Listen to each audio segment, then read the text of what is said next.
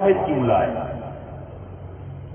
اس کا جواب یہ ہے سمع مصدر ہے اور مصدر اس میں جنس ہوتی ہے اور اس کا اطلاق اول تا پر سب پر ہوتا ہے۔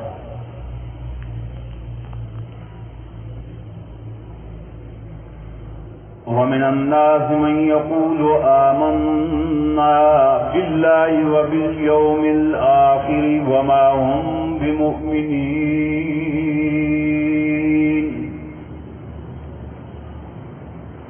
دعوی کاذب منافقین، دعوی کاذب منافقین، اور ان لوگوں میں بعض وہ ہیں جو کہتے ہیں آمنا، یعنی صرف زبان سے کہتے ہیں، یوں کہتے ہیں ہم ایمان لائے اللہ پر اور آخرت کے دن پر، وما هم بمؤمنین، منافقین کے دعوے کی تردید لکھیں، حالانکہ یہ مومن نہیں ہیں۔ اب یہ تیسرا طبقہ آ گیا منافقین کا۔ اس سے پہلے کفار کا تھا کہ مشرکین پر قرآن کریم اثر نہیں کرتا، کیوں کہ وہ ضدی ہیں، عنادی ہیں۔ تو اب بتلایا منافقین کا کہ منافقین تو سنتے بھی ہیں اور بغیر اثر بھی لیتے ہیں اور آمنا کہہ دیتے ہیں، تو قرآن پھر ان پر اثر کیوں نہیں کرتا؟ تو اب آگے اللہ رب العزت نے ان منافقین کی صفات کو ذکر فرمایا، صفات ذمیمہ، کہ قرآن سنیں اور اثر نہ کرے یہ ممکن نہیں، لیکن ان کا سننا بطور استہزاء کے ساتھ اور خدا کے طور پر مسلمانوں کو دھوکہ دہی کی وجہ سے وہ طالب صادق بن کر انہوں نے نہیں سنا، طالب قاذب بنائے، دنیا کے مفاد کی خاطر انہوں نے آمنا کا نعرہ لگایا، گویا وہ قرآن اگر سنتے بھی آتے ہیں نبی کی مجلس میں تو وہ کفار کے لیے خفیہ انٹیلیجنس والے بن کر آتے ہیں، ہدایت کی نیت سے نہیں آتے۔ یہ کیا سوچا ہے؟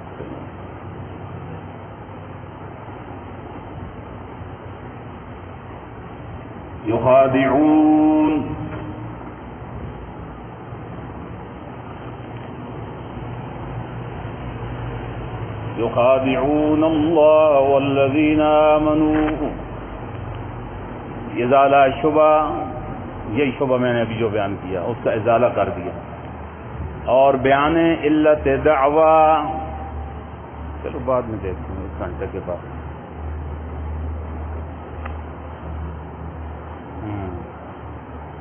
بیان علت دعوی اور ازالہ شبہ، شبہ کیا ہے؟ مشرکین تو سنتے ہی نہیں نا، تو یہ تو سنتے بھی ہیں اور سن کر بغیر اثر بھی نظر آتا ہے۔ اثر کیا؟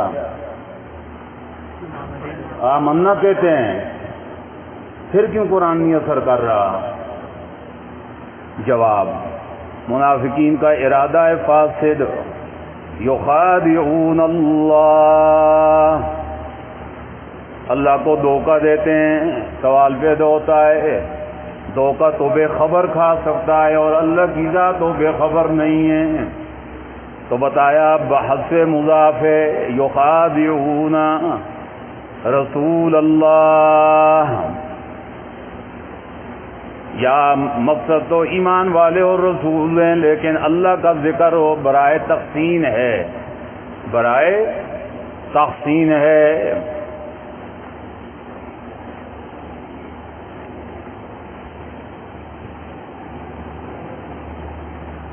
پھر سوال پیدا ہوتا ہے یخادعون اللہ، خادع یخادع مخادعہ باب مفعلہ، شرکت جانبین سے ہوتی ہے، اور ظاہر دھوکہ دہی تو بور ہے کو شنی اور کبھی حملے، تو اس کی نسبت اللہ کی طرف کیوں کی ہے؟ شرکت جانبین سے ہو رہی نا۔ اس کا جواب یہ یخادعون اللہ، خاصیات ابواب میں پڑھا ہے کہ کبھی باب مفعلہ بھی مجرد کے معنی میں آتا ہے، یخدعون اللہ معنی میں مجرد کے، اور ایک قرأت تو ہے ہی جو ہے یخدعون کی ہے۔ اور اسی پر قرینہ یخادعون اللہ کہ آگے جو تفسیر آ رہی ہے یہ اس کے لیے عطف تفسیری بن جائے گا، والذین یہ واو تفسیریہ ہو سکتی ہے۔ یخادعون اللہ والذین آمنوا، یہ منافق دھوکہ دیتے ہیں اللہ کو یعنی اس کے رسول کو بھی اور ان لوگوں کو بھی جو ایمان لائے۔ وما یخدعون الا انفسهم، حالانکہ نیچے نکلیں اول نتیجہ مخادعت، پہلا نتیجہ نہیں دھوکہ دیتے مگر اپنے آپ کو، نمبر دو نتیجہ ہے دوم وما یشعرون،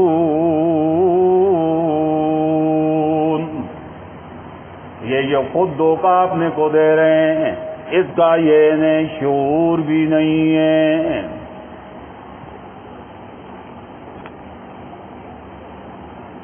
اب یہ خدا بے اعتبار معال کے یعنی وبال کے، کہ اس کا وبال خود انہی پر پڑے گا۔ یہ تو سمجھ رہے ہیں کہ ہم رسول اور اس کے مومنین کا ان کو نقصان دے رہے ہیں، لیکن وبال و نقصان ان کا کچھ بھی نہیں ہے، اپنا ہوگا۔ پھر قرآن کریم کا اسلوب دیکھیں، کلام الہی ہے، وما یعلمون نہیں کہا کہ انہیں پتہ بھی نہیں ہے کہ اس کا وبال ان پر پڑ رہا ہے، کیونکہ علم صفت ہے ذوی العقول کی، اور شعور الشعور هو الاحساس، شعور نام ہے احساس کا، اور یہ چیز مشترک ہے، یہاں تک کہ کتے بلے خنزیر اور ڈنگروں کو بھی حاصل ہے۔